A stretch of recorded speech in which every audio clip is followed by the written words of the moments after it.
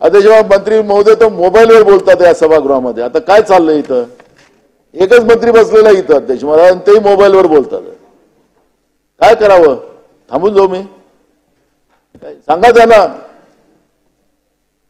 मंत्री महोदय उभं करा. बंद केला म्हणतो. कबूल केला अध्यक्ष महाराज. कशाला सभागृहात मला अध्यक्ष महाराज मला सांगा, सभागृहात मोबाईलवर बोलता येते का? आहे का परवानगी तुमची? ते म्हणतात आता बंद केला मी. त्यांनी चूक कबूल केली. त्यांनी ते द्या ना त्यांना काहीतरी पनिशमेंट द्या. काय हे असेल अध्यक्ष महाराज? अध्यक्ष महोदय जरा समजून घ्या. नाही काय समजायचं? मी शेतकऱ्यांच्या व्यथा मांडतो आणि मंत्री मोबाईलवर बोलताय.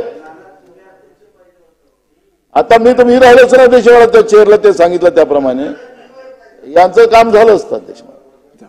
तुमच्याकडे अपेक्षा आहे. वेळ संपते. कुठे माझी वेळ नाही संपली, मी तर सुरुवात झालेलं. बजेट आहे ना 2 वाजता म्हणून होऊ द्या ना. बजेट चालणार. बजेटमध्ये काय होणार घोषणाचा पाऊस तो आम्हाला माहिती आहे. आम्ही मगाशीच अध्यक्ष महोदयाला सांगितलं, पण मंत्री महोदय मोबाईलवर बोलतात आहे. मी शेतकऱ्यांच्या व्यथा मांडतोय, ते मोबाईलवर बोलतात आहे. पटोले साहेब तुम्ही विषयावरती या ना. मी येतो, पण ते विषयावर नाही येत ना, ते मोबाईलवर आहेत. ते तुमच्या जवळचे मित्र आहेत, नंतर सांगा त्यांना.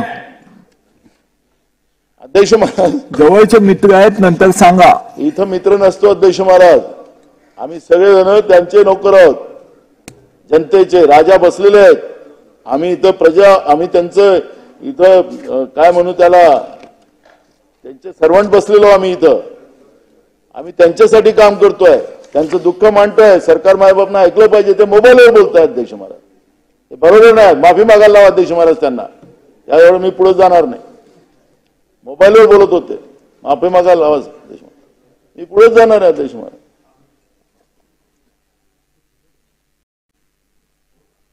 मंत्री महोदय जरा उभे राहून 2 मिनिटं माफी मागा. चला विषय संपला. इमर्जन्सी कोणाचा फोन आला तर सांगून टाका. तिकडे पाऊस पडत आहे, मतदारसंघातून आला असं सांगा ना. आणि शेतकऱ्याशी संबंधित होता. नाना तुम्ही विदर्भातले आहे, मी विदर्भातला आहे. पटोले साहेब जरा समजून घ्या ना तुम्ही. बघा ते काय म्हणालेत बघा, तुम्ही त्यांचं ऐकून घ्या. किती चांगलं उत्तर देतात साहेब. अध्यक्ष महाराज ऐकून घ्या ना त्यांचं. मी बोलतो ना ते त्यांचं. साहेब थांबा, तुम्हाला शिकायला देतोय. पटोले साहेब जरा समजून घ्या तुम्ही. उद्या तुम्ही मंत्री झालात ना तर ओरम नाही तर अध्यक्षांनी निर्णय. नाही माफी मागितली पाहिजे अध्यक्ष. अध्यक्ष महोदय, सभागृहामध्ये गंभीर विषयावर चर्चा चालू आहे आणि सभागृह चालू असताना सिनियर सदस्य सभागृहाचे अध्यक्ष नानासाहेब होते आणि असं असताना सभागृहाचा एवढा मौल्यवान वेळ अशा पद्धतीने वाया घालवणे बरोबर नाही अध्यक्ष महोदय.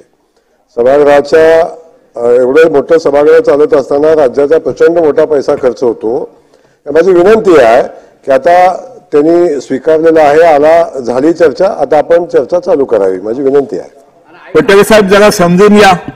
तुम्ही समजून घ्या ना. तुम्ही अध्यक्ष होते हो, तुम्ही समजून घ्या ना. मी तुम्हाला सांगितलं ते गोरेंनी माझं मगाशी बसूनच उत्तर दिलं. अध्यक्ष साहेब तुम्ही तिकडे राहिला असतं तर मंत्र्यांचं काय केलं असतं ते त्यांना माहित होतं.